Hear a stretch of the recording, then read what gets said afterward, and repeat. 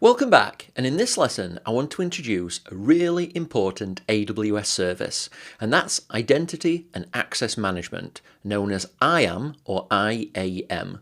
Now I have a whole section of the course dedicated to this service later on, but for now I just want to introduce it. Now I want to make this lesson as brief as possible, so let's just jump in and get started. To understand why IAM exists, we need to understand the current identity situation of the AWS accounts that you've created for the course so far.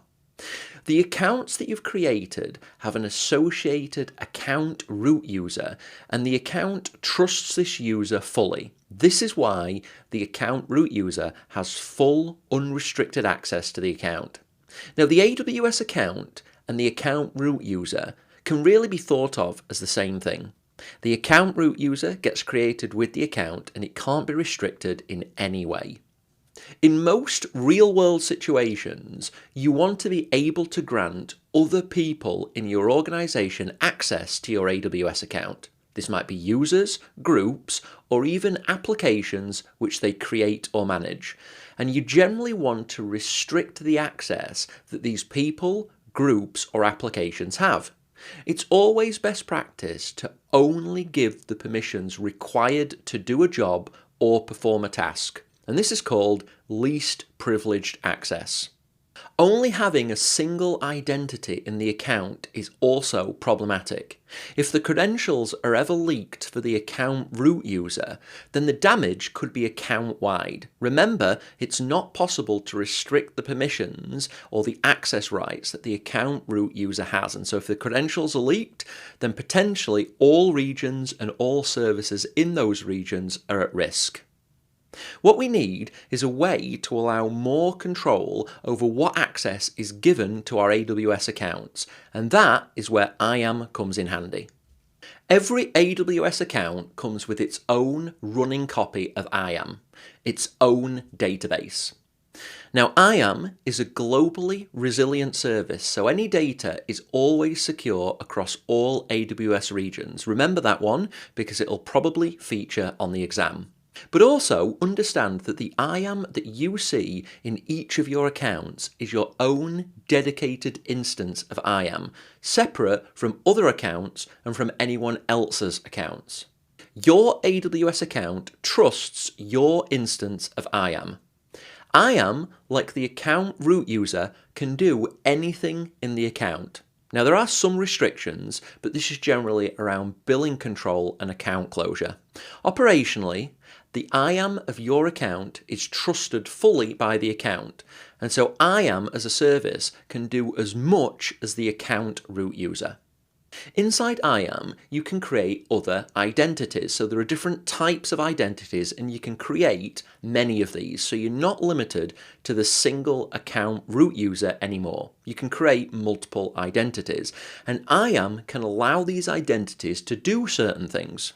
Now, because a single AWS account trusts IAM, if IAM allows one of the identities that it manages to do something, the account automatically trusts that identity in the same way that it trusts IAM.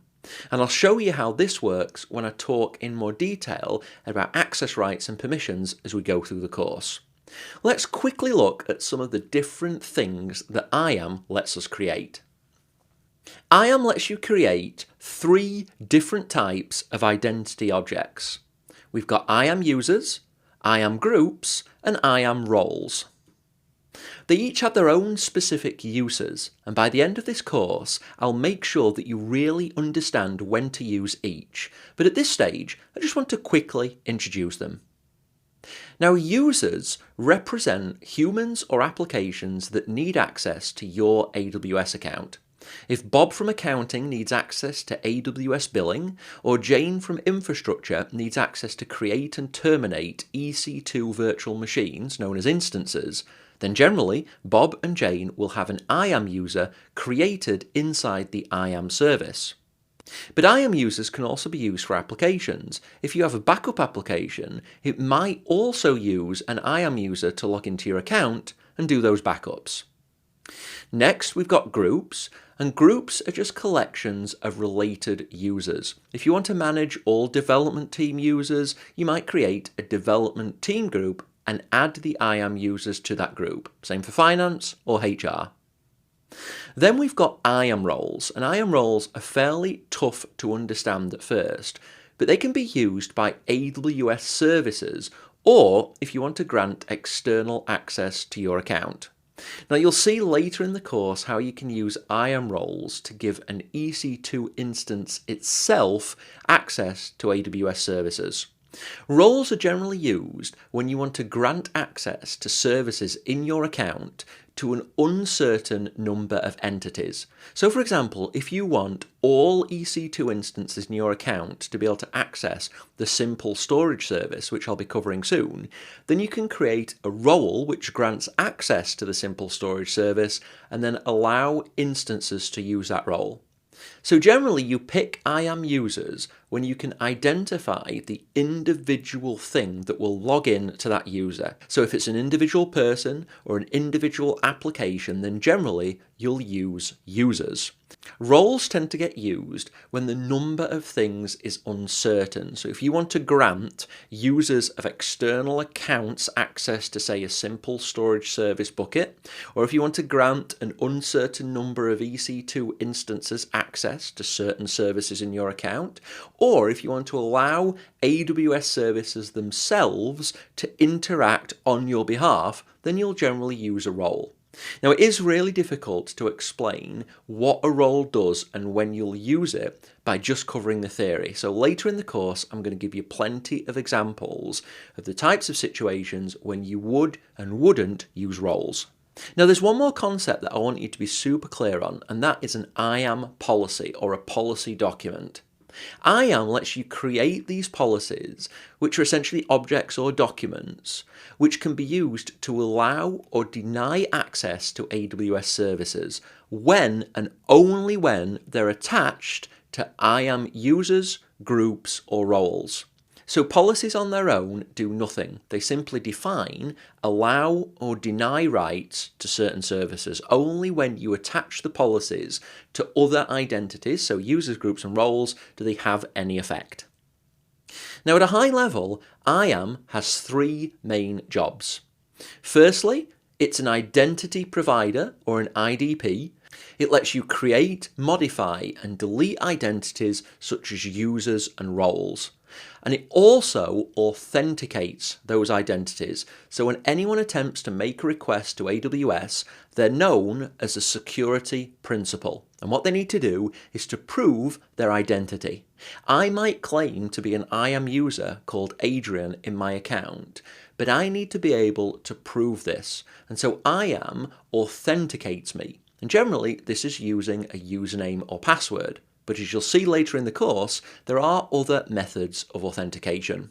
Now, assuming I prove my identity, IAM then authorizes me or not to access AWS resources. So I'm either allowed or denied access to certain things. And this is based on policies associated with the identity that I authenticate with. Really try and remember these terms. So you've got an ID provider, which is a service that allows you to create and manage identities.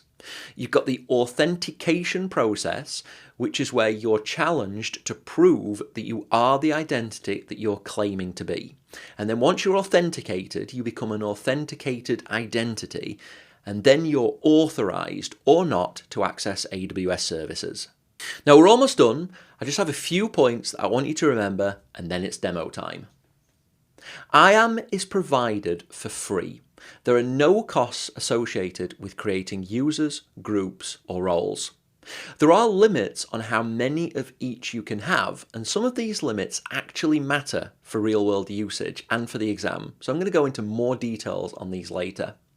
IAM is a global service. It's got one global database for your account, and it's globally resilient, so it can cope with the failure of large sections of the AWS infrastructure.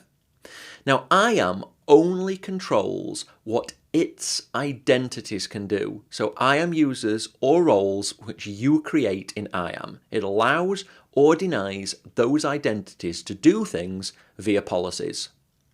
It doesn't allow direct control over external accounts or users, so you can't use IAM to control what an external user in an external account can do. IAM only controls local identities in your account. Lastly, IAM lets you make use of identity federation and multi-factor authentication. Now, don't be scared of these terms for now. Identity federation lets you take identities that you already have, for example, your business's Active Directory or web identities such as Facebook, Twitter, Google, and more, and then use these indirectly to access AWS resources. Don't worry about understanding it now, I just wanted to introduce the term and I'll be covering it extensively later in the course, including some demos to let you experience it yourself. I've already showed you multi-factor authentication. We've added it to the account root user of the accounts that we've created. So when the account root user needs to log into that AWS account, they need to input the one-time password that's generated by the MFA application on our phones. And what you can see on the bottom right of your screen now is just an example of a physical MFA device. So this is a physical device that you carry with you along with your wallet and keys that would generate these one-time passwords that you'd need to use when you log in. Okay, so that's all of the IAM basic theory that I wanted to cover.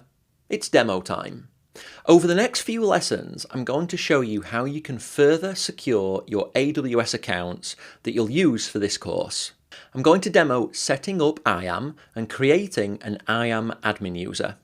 Now, the reason we're going to do this is to create a second user that will have full permissions on the AWS account. So the IAM admin user in many ways is going to function just like the account root user, but it will use IAM. Now, the reason we're doing this is so that we can stop using the account root user. Remember, we only have one account root user, and it's not possible to restrict the permissions of this user. And so best practice is that it's only used to perform the initial account setup. Afterwards, we need to utilize IAM users rather than the account root user. So that's what I'm going to demonstrate.